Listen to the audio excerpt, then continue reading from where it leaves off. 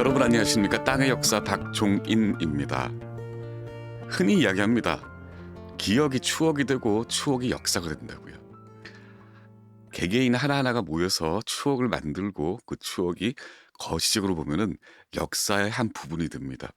오늘은 그런 의미에서 역사이면서 동시에 제 추억이고 제 기억인, 그리고 우리 모두의 기억인 그 옛날 이야기를 해드리려고 합니다. 근데 그 중에서 1980년대 이야기입니다. 어떤 소설책 이야기입니다. 도림천 연가입니다. 제가 그리고 우리가 살았던 1980년대의 역사를 한번 들어보죠. 오늘은 특별하게 현대사, 그 중에서도 1980년대 이야기를 들려드리려고 합니다. 사실 제가 들려드리는 게 아니라 들려서 따로 있습니다. 바로 이 책을 쓴 사람입니다. 도림천 연가 상학원을 쓴 이연수 작가입니다.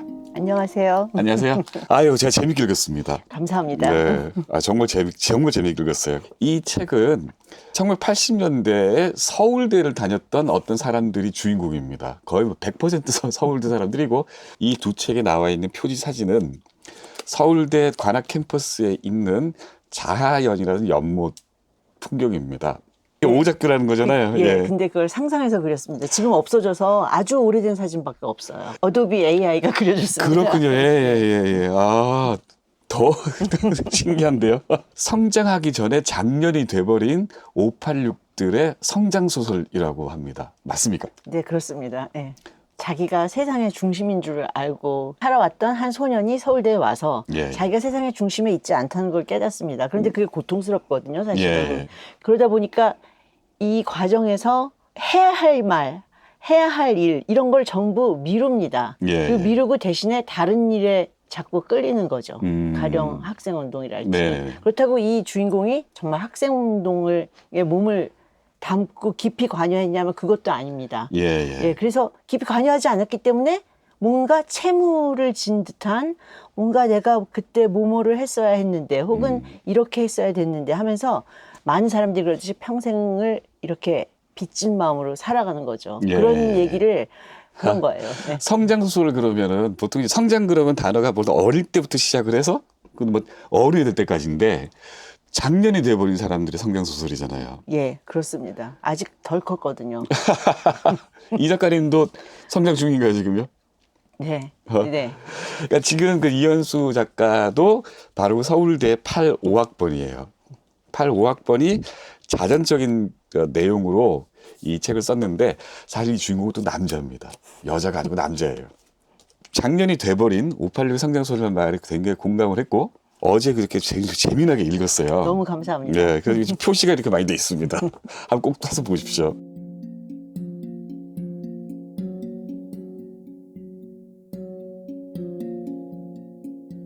물론 70년대에 대학교를 다녔던 사람들은 586이 뻐기고 다니는 것에 대해서 굉장히 불만이 많더라고요. 네. 너네들이 역사의 주인공이냐, 우리가 역사의 주인공이다라는 식으로. 그런데 586이라는 사람들은 또 우리가 역사를 만들었지 않냐 네. 라고 우기는데, 사실 이 책에도 있듯이 또 우리들 다 솔직하게 생각하고 있듯이 그때 살았던 모든 사람들이 역사의 주인공 아니거든요. 그렇죠. 예. 제가 이 책을 읽어보니까 비극이 아니라 우리 이렇게 살았어. 정말 우리 이렇게 살았어. 솔직하게 이렇게 살았어라는 게 너무 마음에 들었어요. 감사합니다. 저는 요즘에 젊은 사람들 말로 이불킥이라고 하죠. 예. 이불킥 스토리입니다. 아. 네, 굉장히 솔직하게 우리 정말 창피한 얘기, 네네. 부끄러운 얘기, 감추고 싶은 얘기를 솔직하게 드러낸 거예요. 그렇지 않으면은 계속 우리가 영웅이 돼버리거든요. 그렇죠. 예, 우린 사실 영웅이 아니고 그냥 수많은 사람 중에 하나고 예. 역사에 묻어갔을 뿐인데, 마치 우리가 주인공이고 우리가 전부인 것처럼, 우리만 옳았다는 것처럼 예. 정의를 독점하고 이런 게 저는 아니라고 말하고 싶었어요. 솔직하게 그런 건 있잖아요. 80년대에 서울대 나왔다 그러면 네. 약간 위선적인 선함과 네. 자만과 네. 이런 게 존재했던 것 같아요. 네, 책에서 그걸 표현하기 위해서 많이 노력했습니다. 예. 근데 그런 나라 가치가 있었나요? 서울대를 다닌다는 게? 저는 개인적으로 아니었다고 봅니다. 그래요? 네. 자랑 버텨낸 게 자랑스럽습니다. 거기서. 버텨낸 게. 네. 예, 예. 저 같은 경우는 저희 과에서 여학생이 하나였는데 예. 제일 자주 듣던 말 중에 하나가 앞날이 창창한 남학생 한 명의 앞날을 가로막고 이 학교에 들어왔니? 오. 넌 시집가면 되잖니? 예, 그런 예. 소리 되게 많이 들었습니다. 그래요. 예. 그건 진짜 쾌쾌묵은 전근대적인 사고방식인데. 그것도 후배들한테. 후배들한테. 누나, 왜 누나 같은 사람이 서울대 와요? 누나는 그냥 시집가면 되잖아요. 후배 몇 명한테 들은 적이 있습니다. 한 명도 아니고. 지금 그런 소리 했다가는 아이고. 불려가죠. 부채가 들어가 볼게요. 네. 도림천이 뭐죠? 도림천이 서울대에 가면은 그 철문이 있고 예. 그 옆에 개울이 있죠. 예, 예. 네, 그 개울에서 시작돼서 한강까지 흐르는 아. 네, 개천인데 이게 예. 서울대를 지나서 신도림동 뭐 이런 데를 다 지나요. 그러니까 상하탑에서 시작하는데 예. 서민들이 사는 곳과 공단 일부도 흘러간 도림동 있죠. 네네네. 거기 공단이 옛날에 많았거든요. 예, 예, 예. 근데 거기를 흘러가는 개천입니다. 도림천하고 연가란 두 단어가 좀 안 어울리는 거. 처음 도림천을 봤을 때는 예. 아마 초등학교, 그러니까 국민학교죠, 그때는. 예. 국민학교 2학년인가? 그랬습니다. 근데 그때는 되게 깨끗했어요. 어. 네, 깨끗했는데 그럼에도 불구하고 되게 이상한 게 그 깨끗한 개천에 그냥 하수물이 흘러들어오는 예, 거예요. 예, 예. 근데 그때는 양이 적었기 때문에 아직까지 괜찮았어요. 예, 예. 그런데 그 양이 점점 늘어나면서 나중에는 그 개천이 몇 년 후에는 그 개천이 완전히 시궁창이 돼버렸습니다. 예, 네. 예. 그래서 관악산 내려오면 맑은 물이 흘러내려야 되는 개천에 시궁창 물이 흐르는 게 굉장히 슬펐어요, 저는. 아, 그래요? 네, 굉장히 예. 슬프고 뭔가 잘못됐다는 생각이 들었어요. 예, 예. 제가 이 책에서 말하고자 하는 바, 그러니까 우리가 대학에 가서 배워야 하는 거, 뭐 학문, 그렇죠? 예. 학문이랄지 아니면은 개인과 자유와 책임과 의무 이런 거 대신에 복고로 돌아가거나 아니면 심지어 퇴행하는 예, 예. 그런 상황을 은유하고 싶어서 도림천을 골랐습니다. 그런데 어쨌든 연애 얘기니까 연가라고 했어요, 거기다가. 그랬군요. 네. 예. 제가 이게 상황을 쭉 읽었는데 여기 도림천이라는 단어가 딱 한 번 나와요. 일부러 그랬습니다. 그것도 복선에 있군요. 네. 야. 네. 그러니까 이 책을 보시면은 제목은 도림천 연가인데 이 상학원 그 400페이지 넘는 이 책 안에 이 도림천이라는 단어가 딱 한 번 나옵니다. 그 중간 부분에 도림천이라는 단어를 처음 발견을 하고 아, 이것도 뭔가 뜻이 있겠구나. 그 전에는 개천이라는 말도 안 나오고 네. 그냥 양안 뭐 이렇게만 네. 나오잖아요. 네. 특별한 이유가 있나요, 그게? 많은 아이들이 그 예. 개천 이름을 사실 몰랐어요, 학교 아. 다닐 때. 네. 그래서 저는 철저하게 주인공 입장에서 기술을 했기 때문에 그 주인공 성식이가 처음에는 모릅니다. 이게 예. 뭐 자기가 어디 와 있는지도 몰라요. 네. 한강이 바다처럼 느껴지는 애입니다, 얘는. 예, 예. 근데 얘가 도림천 이름을 알겠어요? 예. 모르죠. 예. 그러니까 그래서 도림천이라는 말을 안 썼습니다. 그랬군요. 네. 아, 너무 내용을 스포일하면 이건 안 사보실 것 같은데 이런 복선을 찾는 맛이 있습니다. 갑자기 저도 문득 깨달았어요. 상권을 한참 읽다가 왜 이 도림천이라는 단어가 처음 나오고 나서 아니 가만히 있어봐. 이때 앞에 이 단어가 없었는데? 그래서 다시 뒤져보면 어떤 곳에 그 해안가 할 때 안 있잖아요. 안. 우완, 좌완 요렇게만 표현이 되는 거예요. 그래서 이쪽은 부자, 저쪽은 뭐 가난한 네. 이런 식으로 되어 있으니까 그런 읽는 거 찾아내는 재미가 또 쏠쏠합니다.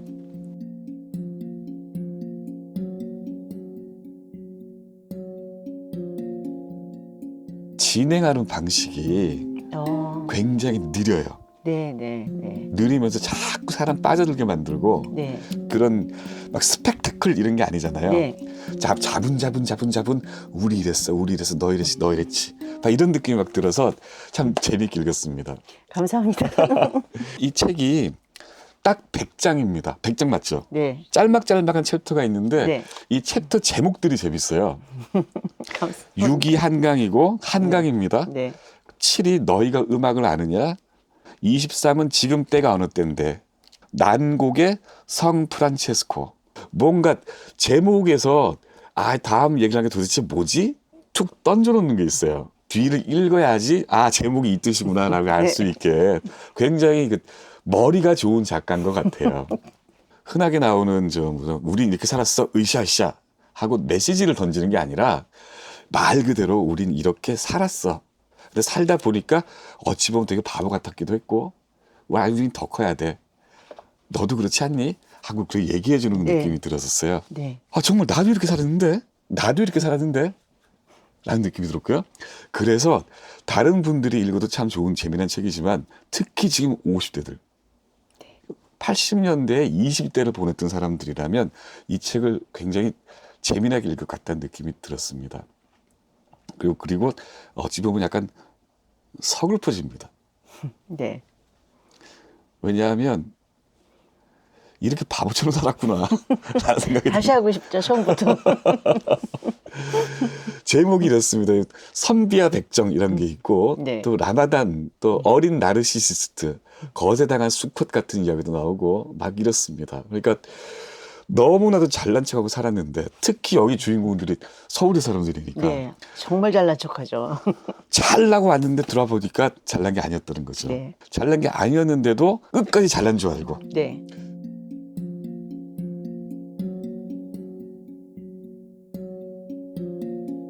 따라서 우리 세대에게 가장 선행하는 과제는 개인의 사랑도 개인의 삶도 아닌 사회 구조적 모순을 해소하는 것이었다. 어떤 일도 그보다 더 중요하지 않았다. 과제가 너무 거창하면 결국은 스스로 해결하지 못하는 법이다. 우리는 그 거대한 과제를 핑계로 무엇보다도 먼저 풀어내야 할 우리 개개인의 삶의 문제들을 평생 미결로 유예했다. 80년대에 이런 거죠. 자기 개인의 문제를 생각하는 사람들은 비겁하다거나 아니면 이기적으로 낙인을 지켜버리고 그렇기 때문에 저걸 해결하고 싶어도 그게 내 마음에 제일 절박한 건데 그거를 밀어둘 수밖에 없었던. 그리고 밀어놓고는 내가 정말 옳은 일을 하고 있어라고 스스로 세뇌를 시키는 그런 모습이 딱 이 작가가 말한 이 도립시 연가에 곳곳에 보입니다. 곳곳에. 그 옛날 586이 386으로 불리던 시절에 그때는 사회 초년병이면서도 사회 주역처럼 다 행동을 했었잖아요. 근데 알고 보면은 사회 주역일 자격이 없는 사람들인데 맞습니다. 그 사람들이 주역으로 행사를 하다가 20년이 지나니까 지금 이렇게 되고 있잖아요, 지금. 제가 읽어달라고 싶은 부분이 하나 더 있어요.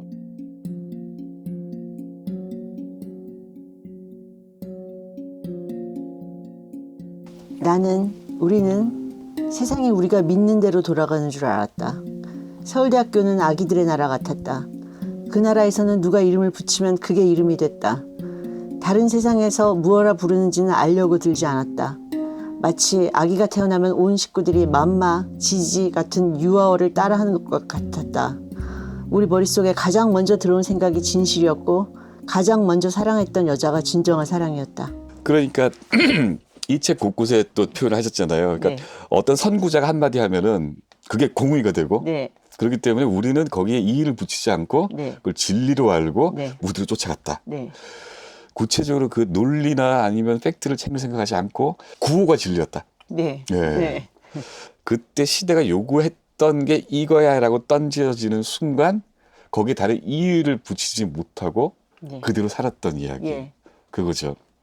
그러다 보니까 지금 이 작가님 말씀하신 것처럼 여기에 서울대 학생으로 상징되는 그 당시에 20대 대학생들, 이 사람들은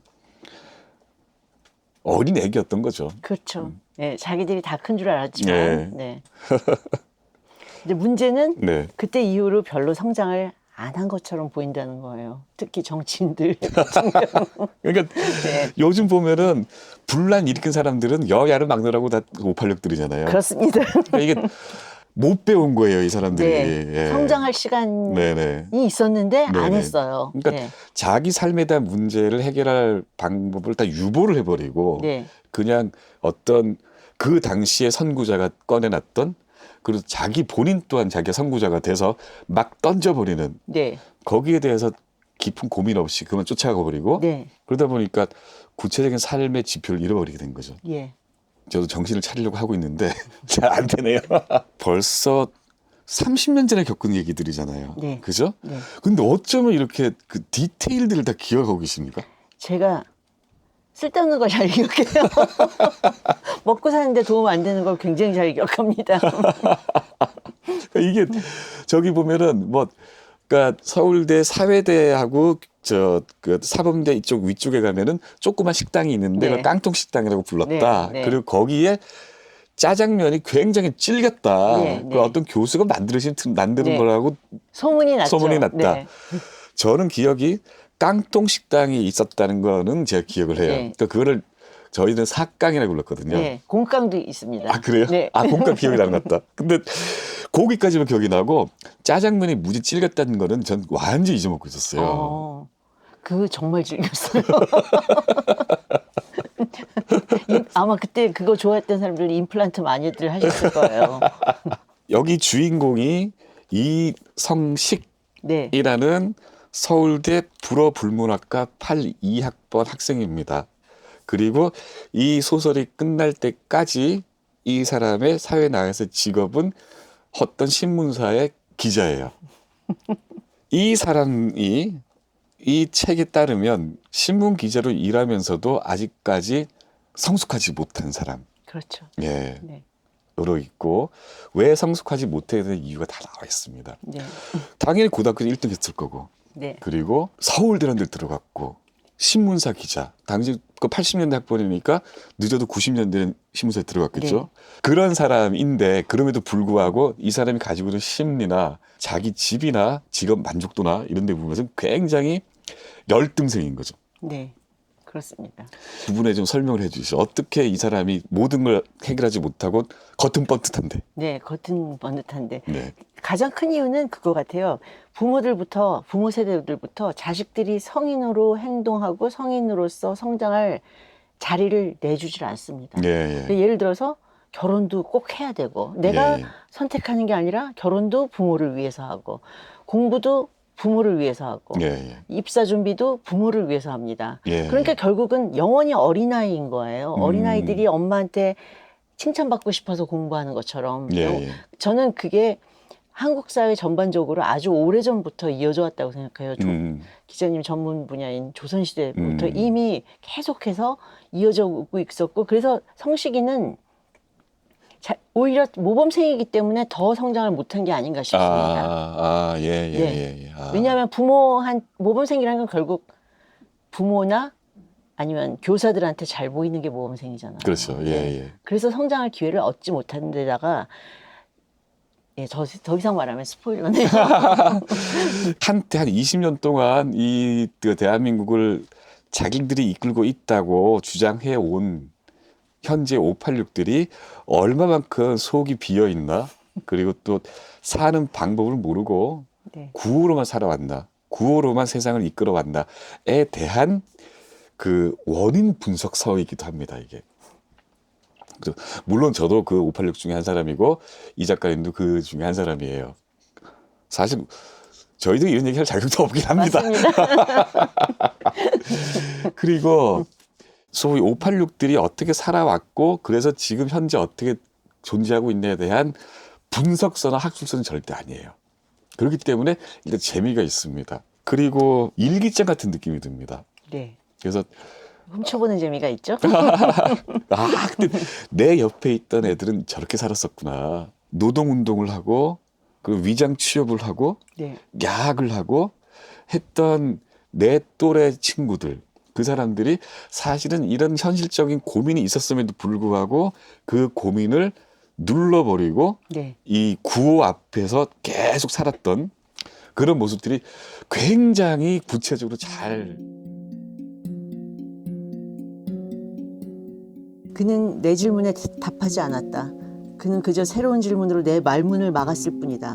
왜 대한민국을 잘못된 나라라고 말하는지 설명하지 않았다. 어차피 그에게 진실이라는 것은 이성이나 논리 혹은 관측에 의해 결정되는 게 아니었다. 진실이라는 것은 선각자들의 선언으로 결정됐다. 게임자로 간주되는 사람들의 선언은 그게 어떤 내용이든 상관없이 그 자체로 명백한 공리가 되었다. 그리고 선태는 스스로를 게임자로 여겼다. 어느 틈에 나는 그 앞에서 잘못된 나라의 내 청춘의 가장 빛나는 순간을 내어준 머저리가 되어 있었다. 이게 진짜 멋있어요. 그러니까 내가 그때 느꼈던 감정이 이거였구나. 감사합니다. 야를 느꼈어요. 이 바로 이것 때문에. 군대 다녀오고 나서. 그러니까 저는 뭐 그 군대를 졸업하고 갔었는데 네. 제가 그 당시에 과 사무실에 가면 네. 거기 보면 그 패거리들이 있잖아요. 네.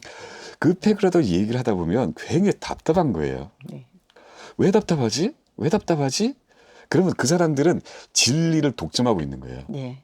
이유를 아는 거예요. 그러니까 만약에 사회 나와서 사회 친구들하고 술 먹고 얘기하자 그러면 서로 싸울 수도 있는데 그때는 저 게임자들하고 스스로 선언한 사람들이 가지고 독점하고 있는 네. 그 진리 앞에 한걸 할 수가 없었던 겁니다. 맞습니다. 네. 그랬어요. 네. 그러면서 80년대 그냥 쿨러 가버린 거예요. 네. 그러니까 그걸 보고 아마 386 이전에 뭐 275나 그런 사람들, 그 사람들은 저 한심한 놈들 이렇게 생각할지도 모르겠어요. 네. 그러니까 더 자세한 내용은 이걸 더 읽어보시면 정말 지금 말씀드린 거를 굉장히 재미나고 굉장히 섬세하게 잘 풀어놨습니다. 그러니까 이게 2권인데 저는 이걸 이틀 만에 다 읽었습니다. 정말 재밌어요.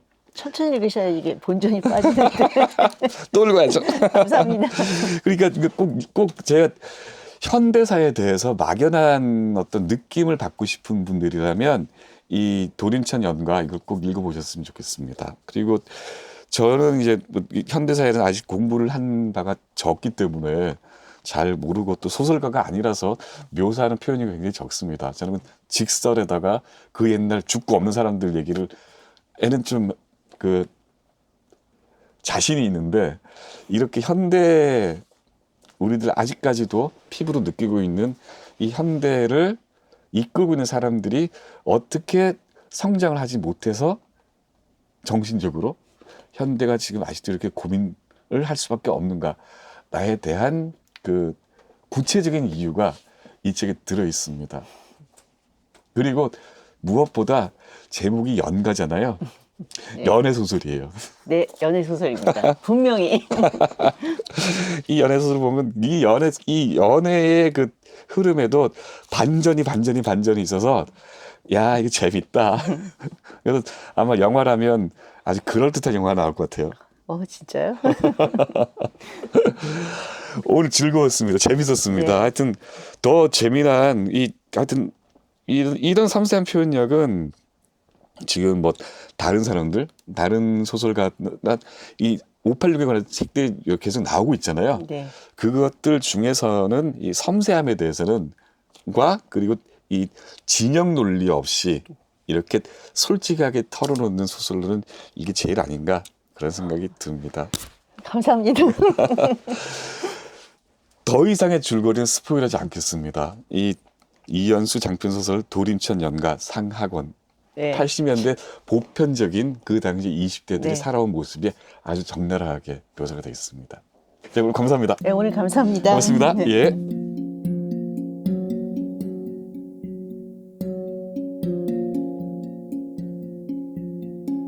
도림천 연가입니다.